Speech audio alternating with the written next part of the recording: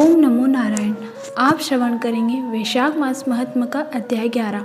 इस अध्याय में आप श्रवण करेंगे धर्म वर्ण की कथा, कल की अवस्था का वर्णन तथा धर्म वर्ण और पितरों का संवाद एवं वैशाख की अमावस्या की श्रेष्ठता। मिथिलापति ने पूछा, ब्राह्मण, इस वैशाख मास में कौन कौन सी तिथियां पुण्यदायिनी हैं? श्रुतदेव जी बोले, सूर्य के मेष राशि में स्थित होने पर वैशाख मास में 30 तिथियां पुण्यदायी मानी जाती हैं। एकादशी में किया हुआ पुण्य कोटि गुना होता है। उसमें स्नान, दान, तपस्या, होम, देव पूजा, पुण्य कर्म एवं कथा का श्रवण किया जाए तो वह तत्काल मुक्ति देने वाला है। जो रोग आदि से ग्रस्त और दरिद्रता से पीड़ित हो वह मनुष्य इस पुण्यमयी कथा को सुनकर कृतकृत्य होता है। वैशाख मास में मन से सेवन करने योग्य है क्योंकि वह समय उत्तम गुणों से युक्त है।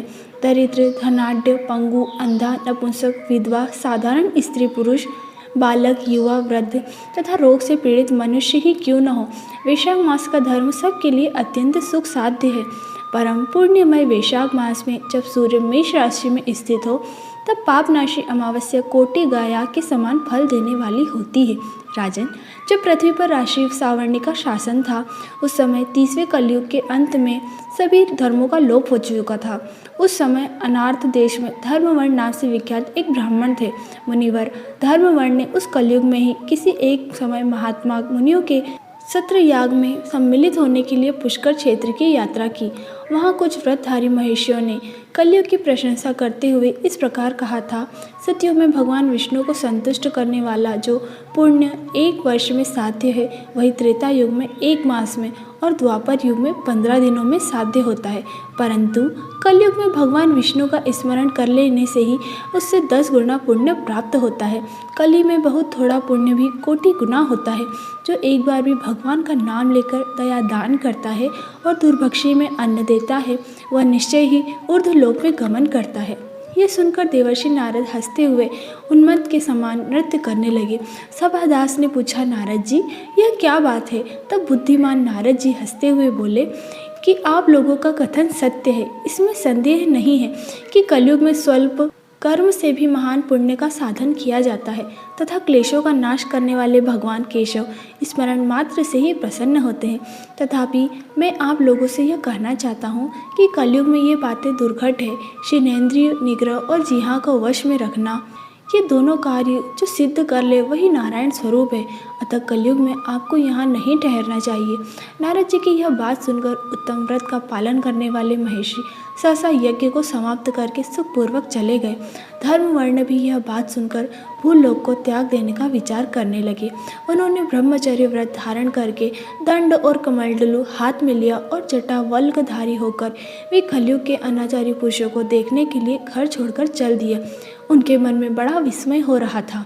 उन्होंने देखा प्रायः मनुष्य पापाचार में प्रवृत्त हो बड़े भयंकर एवं दुष्ट हो गए हैं। ब्राह्मण पाखंडी हो चले हैं, शूद्र संन्यास धारण करते हैं, पत्नी अपने पति से द्वेष रखती है, शिष्य गुरु से वैर रखता है, सेवक स्वामी के और पुत्र के पिता के घात में लगा हुआ है। ब्राह्मण शूद्रवत और गौवें बकरियों के समान हो गई हैं। वेदों में गाथा की प्रधानता ही नहीं रही। शुभ कर्म साधारण लौकिक कृत्यों के समान ही रह गए हैं। इनके प्रति किसी की महत्व बुद्धि नहीं है। भूत प्रेत और पिशाच आदि की उपासना चल पड़ी है। सब लोग मैथुन में आसक्त हैं और उनके लिए अपने प्राण भी खो बैठते हैं। सब लोग झूठी गवाही देते हैं। मन में सदा छल और कपट भरा रहता है।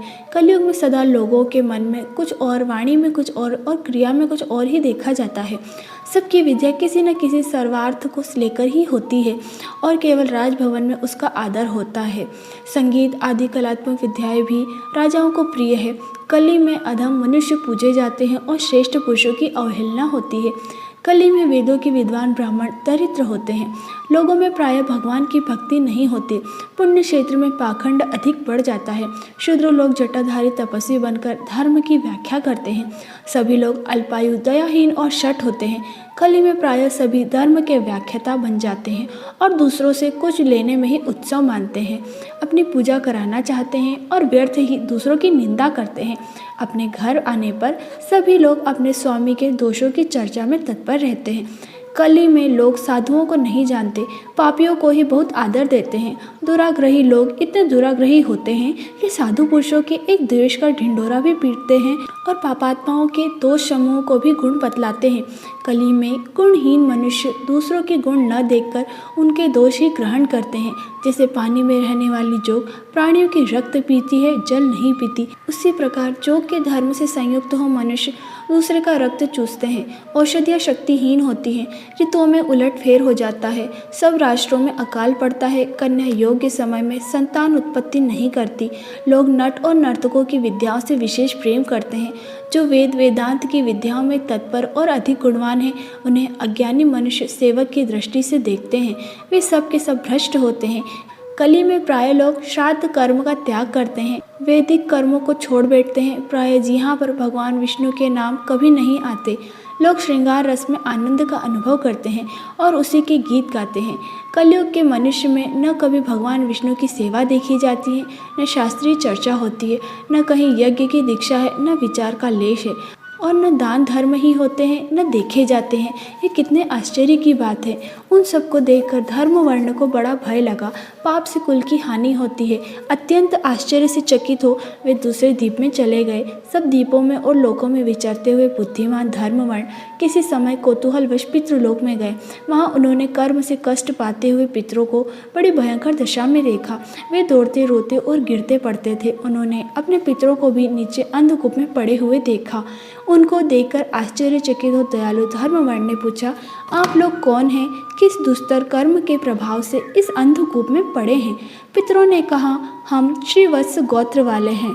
पृथ्वी पर हमारी कोई संतान नहीं रह गई है, अतः हम श्राद्ध और पिंड से वंचित हैं, इसलिए हमें यहाँ नरक का कष्ट भोगना पड़ता है। संतानहीन दुरात्माओं को अंधकूप में पतन होता है। हमारे वंश में एक ही महायशस्वी पुरुष है जो धर्म वर्ण के नाम से विख्यात है, किंतु वह विरक्त होकर अकेला घूमता फिरता है। उसने गृहस्थ धर्म को नहीं स्वीकार किया। वह एक ही तंतु हमारे कुल में अविष्ट है। उसकी भी आयु क्षीण हो जाने पर हम लोग घोर अंधकूप में गिर पड़ेंगे, जहाँ से फिर निकलना कठिन होगा। इसलिए तुम पृथ्वी पर जाकर धर्म वर्ण को समझाओ। हम लोग दया के पात्र हैं। हमारे वचनों से उसको यह बताओ कि हमारा वंश रूपा दुर्वा को काल रूपी चूहा प्रतिदिन खा रहा है। क्रमशः सारे वंश का नाश हो जाएगा। एक तुम ही बचे हो। जब भी तुम मर जाओगे तब संतान परंपरा न होने के कारण तुम्हें भी अंधकूप में गिरना पड़ेगा। इसलिए गृहस्थ धर्म को स्वीकार करके संतान की वृद्धि करो। इससे हमारी और तुम्हारी दोनों की ऊर्ध्व गति होगी। यदि एक भी पुत्र वैशाख माघ और कार्तिक मास में हमारे उद्देश्य से भगवान स्नान श्राद्ध और दान करेगा तो उससे हमें लोगों को ऊर्ध्व गति होगी और नरक से उद्धार हो जाएगा। यदि एक पुत्र भी विष्णु का भक्त हो जाए, एक भी एकादशी का व्रत करने लगे, अथवा यदि एक भी भगवान विष्णु की पापनाशक कथा श्रवण करे, तो उसकी 100 बीती हुई पीढ़ियों को तथा 100 भावी पीढ़ियों का उद्धार होगा। वे पीढ़ियाँ पाप से आवृत होने पर भी नरक का दर्शन नहीं करेगी। दया और धर्म से रहित उन बहुत से पुत्रों के जन्म से क्या लाभ जो कुल में उत्पन्न होकर सर्वव्यापी भगवान नारायण की पूजा नहीं करते। इस प्रकार प्रिय वचनों द्वारा धर्म वर्ण को समझाते हुए तुम उसे विरक्तिपूर्ण ब्रह्मचर्य आश्रम से गृहस्थ आश्रम में प्रवेश करने की सलाह दो। पितरों की यह बात सुनकर धर्मवर्ण अत्यंत विस्मित हुआ और हाथ जोड़कर बोला, मैं ही धर्मवर्ण नाम से विख्यात आपके वंश का दुराग्रही बालक हूँ। यज्ञ में महात्मा नारद जी का यह वचन सुनकर कि कलयुग में प्राय कोई भी रसेंद्रियों और शिशेंद्रियों को दृढ़तापूर्वक संयम में नहीं रखता, मैं दुर्जनों की संगति से भयभीत हो अब तक दूसरे द्वीपों में घूमता रहा। इस कलयुग के 3 चरण बीत गए। अंतिम चरण में भी 3.5 भाग व्यतीत हो चुके हैं। मेरा जन्म व्यर्थ बीता है, क्योंकि जिस कुल में मैंने जन्म लिया उसमें माता पिता के ऋणों को भी मैंने नहीं चुकाया। पृथ्वी के भारभूत उस शत्रुतुल्य पुत्र के उत्पन्न होने से क्या लाभ जो पैदा होकर भगवान विष्णु और देवताओं तथा पितरों की पूजा न करे। मैं आप लोगों की आज्ञा का पालन करूंगा। बताइए, पृथ्वी पर किस प्रकार मुझे कलयुग से और संसार से भी बाधा नहीं प्राप्त होगी। धर्मवर्ण की बात सुनकर पितरों के मन को कुछ आश्वासन मिला। वे बोले, बेटा, तुम गृहस्थ आश्रम स्वीकार करके संतान उत्पत्ति के द्वारा हमारा उद्धार करो। जो भगवान विष्णु की कथा में अनुरक्त होते हैं, निरंतर श्रीहरि का स्मरण करते और सदाचार के पालन में तत्पर रहते हैं, उन्हें कलयुग बाधा नहीं पहुंचाता। मानव जिसके घर में शालिग्राम, शिला अथवा महाभारत की पुस्तक हो, उसे भी कलयुग बाधा नहीं दे सकता। जो वैशाख मास के धर्मों का पालन करता, माघ स्नान में तत्पर होता और कार्तिक में दीप दान देता है, उसे भी कली की बाधा नहीं प्राप्त होती। जो प्रतिदिन महात्मा भगवान विष्णु की पापनाशक एवं मोक्षदायिनी दिव्य कथा सुनता है, जिसके घर में बलि विश्वदेव होते हैं, शुभ कारिणी तुलसी स्थित होती है तथा जिसके आंगन में उत्तम गौ रहती है, उसे भी कलयुग बाधा नहीं देता। अतः इस पापात्मक युग में भी तुम्हें कोई भय नहीं है बेटा। शीघ्र पृथ्वी पर जाओ। इस समय वैशाख मास चल रहा है। यह सबका उपकार करने वाला मास है। सूर्य के मेष राशि में स्थित होने पर 30 तिथियां पुण्यदायी मानी गई है। एक एक तिथि में किया हुआ पुण्य कोटि कोटि गुना अधिक होता है। उनमें से भी जो वैशाख मास की अमावस्या तिथि है, वह मनुष्य को मोक्ष देने वाली है। देवताओं और पितरों को भी वह बहुत प्रिय है। शीघ्र ही मोक्ष की प्राप्ति कराने वाली है।